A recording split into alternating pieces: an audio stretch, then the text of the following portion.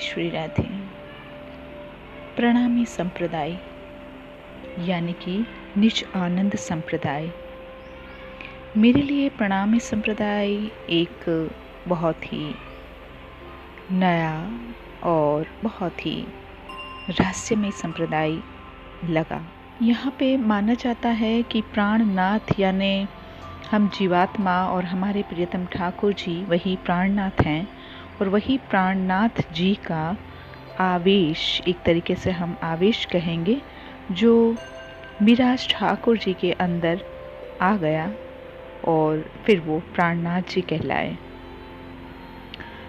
तो देवचंद्र जी जो हैं, जिनका जन्म उमरकोट में हुआ था, शायद ये पाकिस्तान में है अब, ये फिर कच्छ में आ गए थे और 8 साल उन्होंने कुछ रिसर्च की, कुछ खोजबीन की, और फिर वहाँ पे उनको एक हरिदास जी, तो कहा जाता है ये हरिदासी संप्रदाय के कोई महात्मा हैं जिनके पास ठाकुर जी की बाल मुकुंद का विग्रह है, और यहाँ पे देवचंद्र जी जो हैं वो उनकी सेवा करते हैं, और फिर वो विग्रह जो हैं उनकी सेवा भी, उसकी सेवा की भी कामना करते हैं।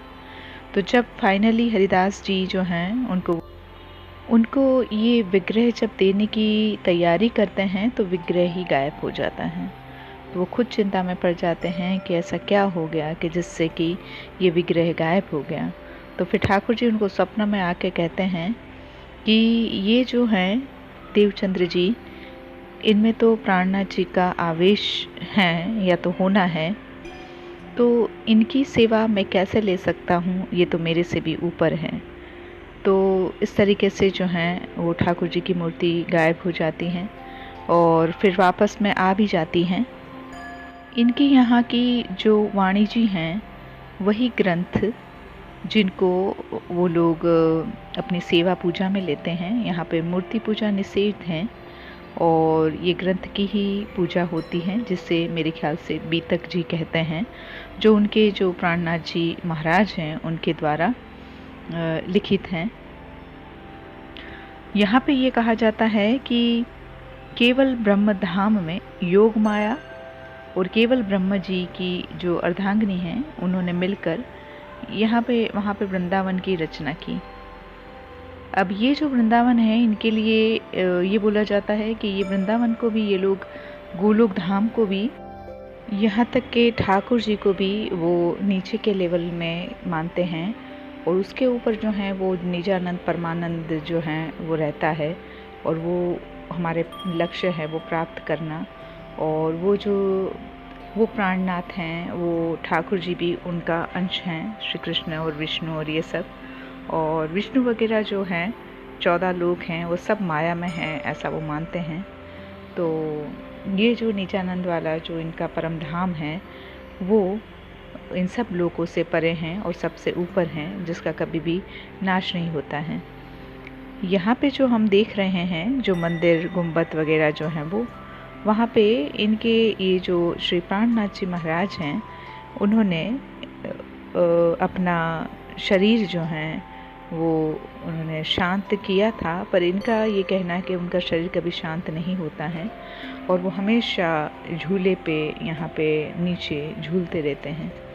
तो पहले जो देवचंद्र जी महाराज के अंडर में जो प्राणनाथ जी हैं, जो मिराज ठाकुर जी हैं, वो वहाँ नीचे जाके सेवा करते थे, जैसे आपको ये सामने जो दिख रहा है उसी में। पर उसके बाद जो है वो सेवा बंद कर दी गई है। अब बस केवल बाहर से ऊपर से ही सेवा जो है वो होनी है, अंडरग्राउंड में बिल्कुल नहीं होनी है, ऐसा है। यहाँ का सबसे बड़ा आश्चर्य मुझे ये लगा कि यहाँ का जो मेन ग्रंथ हैं बीतक जी वगैरह और उनके जो भी ग्रंथ हैं उसमें सब में उर्दू वर्डिंग यूज़ हुए हैं, और उनका कहना है कि जो जीसस क्राइस्ट हैं, जो पैगंबर साहब थे, वही प्राणनाथ जी हैं। तो सब धर्म जो है वो वास्तव में एक ही हैं, तो उसका बस खाली नाम अलग अलग हैं, लेकिन वास्तव में वो एक ही हैं, प्राणनाथ जी ही हैं। तो ये लोग अपने आप को प्राणनाथ की प्रियाएं मान के उपासना करते हैं, और बीच बीच में ये लोग ध्यान में जाते हैं और वहाँ से कनेक्ट होते हैं और वहाँ पे शांति पाते हैं। और मैंने देखा है ये जो वाइब्रेशन है इस मंदिर का, जहाँ पे ये जिसको हम तो समाधि स्थल कहेंगे, तो वो बहुत ही अलौकिक हैं। यहाँ हाईली डिवाइन वाइब्रेशन है और हम बैठने से हमारा मन शांत होता है और बहुत अच्छा लगता है। तो ये है। तो यहाँ पे जो ठाकुर जी की जो मतलब पूजा होती हैं, जो मानते हैं जिन ठाकुर जी को, वो 11 + 52 डेज़ ऐसे ठाकुर जी को मानते हैं ये लोग। मथुरा वाले ठाकुर जी की इनके वहाँ पे कोई मान्यता नहीं है। यहाँ पे उनके हर मंदिर में जो हैं वो ग्रंथ ही विराजमान होता है और उसी पे श्यामाजू सरकार यानी कि हमारी प्रियाजू और ठाकुर जी के जो हैं वो ऑर्नामेंट्स वगैरह, मुकुट वगैरह धारण किया जाता है और उन्हीं की जो हैं वो पूजा भी होती हैं। तो हाल फिलहाल इनके ही एक धर्मशाला है जहाँ पे श्री प्राणनाथ जी की ही परम कृपा से यानी कि हमारे ठाकुर जी की परम कृपा से मेरे को आश्रय मिला और यहीं पे मैं प्रसाद पाती हूँ। प्रसाद भी जो है वो बहुत ही सात्विक प्रसाद हैं और मेरे लिए सूटेबल भी हैं, जबकि मुझे बाहर का कोई प्रसाद सूट नहीं करता है। तो मैं यहाँ हूँ और मेरे लिए ये संप्रदाय भी बिल्कुल नया और कुछ रहस्यमय हैं। तो यहाँ पे श्री विंध्याचल जी महाराज जी हैं जो इस धर्मशाला के मुख्य इंचार्ज हैं और बहुत ही अनुभवी, जो 45 इयर्स से इस धर्म में, इस संप्रदाय में जुड़े हुए हैं और बहुत डीप नॉलेज रखते हैं, बहुत शास्त्र वेदों का भी ज्ञान रखते हैं। तो उनके पास से मैं इस धर्म के विषय में थोड़ी पढ़ाई भी कर रही हूँ। फ़िलहाल आज मेरा तीसरा या चौथा दिन है, वो कल निकल रहे हैं। तो मैं उनसे आज और कल शायद 2 दिन के लिए और भी इस धर्म को जानने का प्रयास करूँगी। अब तक जितना मैं जानी हूँ इसका निष्कर्ष एक ही है कि हर जीव जो हैं उसके अपने अपने संस्कार हैं। तो कल मेरे को एक दीदी मिली जो यहाँ के चेयरमैन की वाइफ हैं। तो वो चेयरमैन कहाँ के, कौन से धर्मशाला के और किस प्रकार से हैं ये मुझे नहीं पता, लेकिन ये इला दीदी और वो 25 साल से जो है उनसे इस धर्म से जुड़ी हुई हैं।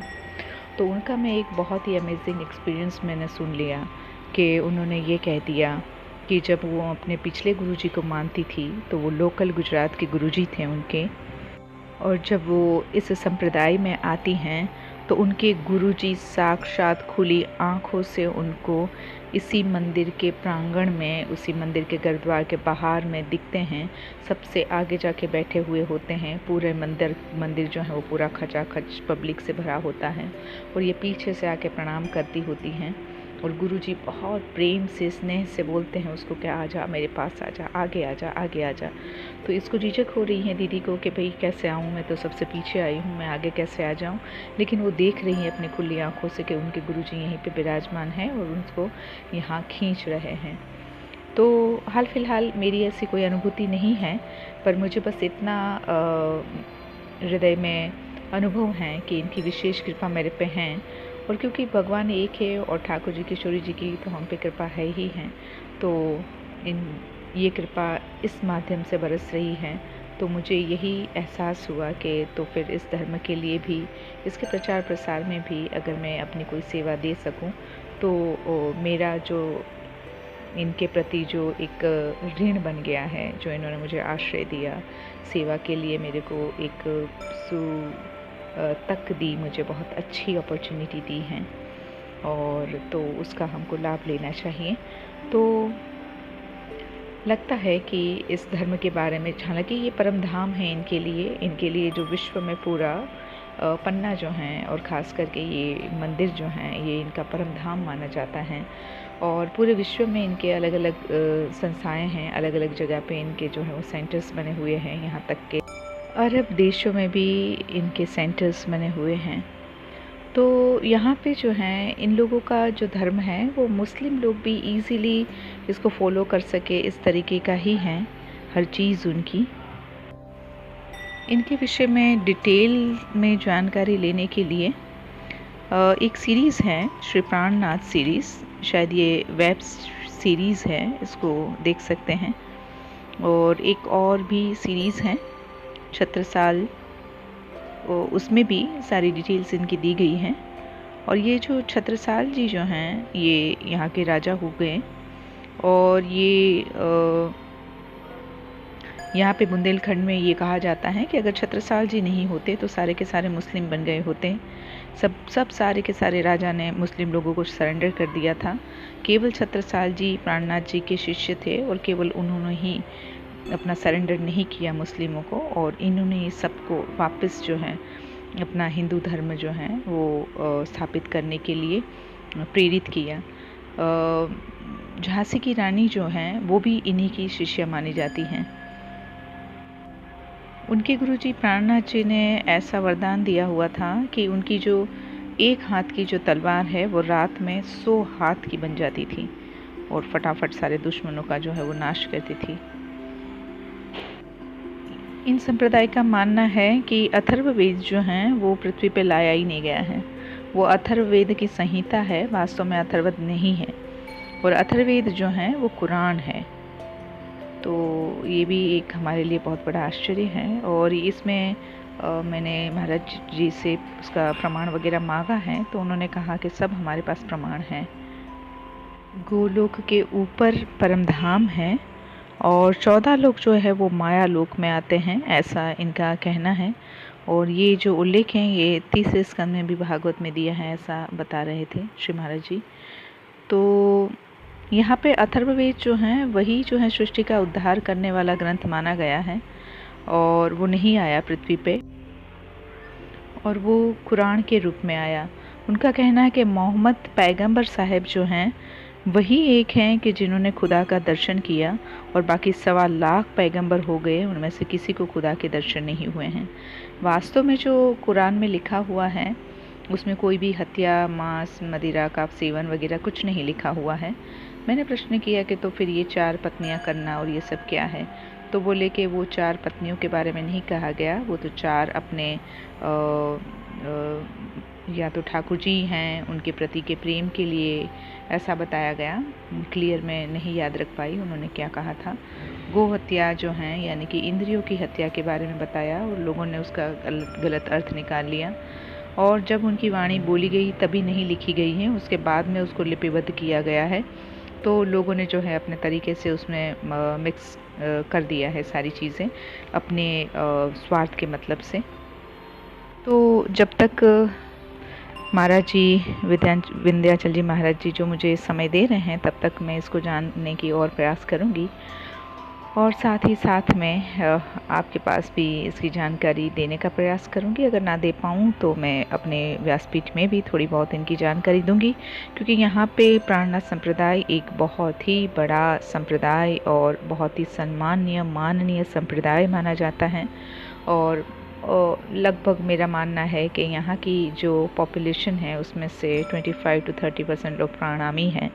इस संप्रदाय से जुड़ने वाले लोग सुंदर साथ या तो प्रणामी कहा जाता है, तो ये लोग प्रणामी संप्रदाय से जुड़े हुए हैं। तो अच्छा संप्रदाय है ये, जो इनका सभी लोगों के लिए जो इनका भोजन की व्यवस्था है, 3 टाइम में यहाँ पे भोजन बढ़ता है, कहीं पे भी आओ कहीं से भी पाओ, तो ये बड़ी अच्छी व्यवस्था है। और हो सकता है कि यहाँ पे जो प्रणामी यानी कि सुंदर साथ है इन्हीं के लिए भोजन व्यवस्था हो, ऐसा वहाँ पे टाइटल ऐसे लिखा हुआ है साइन बोर्ड में, पर मैंने देखा है कि सब प्रकार के लोग वहाँ पे प्रसाद पाते हैं। और हो सकता है कि कुछ परमिशन ली जानी होगी, इसका एग्जैक्टली मुझे आइडिया नहीं है, पर प्रसाद जो है बहुत सात्विक और बहुत अच्छा यहाँ पे बनता है। तो इसी के साथ आज के इस प्रणामी संप्रदाय के शॉर्ट इंट्रोडक्शन को हम यहाँ पे विराम देते हैं। फिर कभी मिलेंगे और इसके विषय में और डिटेल्स अगर मेरे पास आई और मेरे पास समय रहा तो ज़रूर शेयर करूँगी। तब तक के लिए थैंक यू सो मच। जय श्री राधे।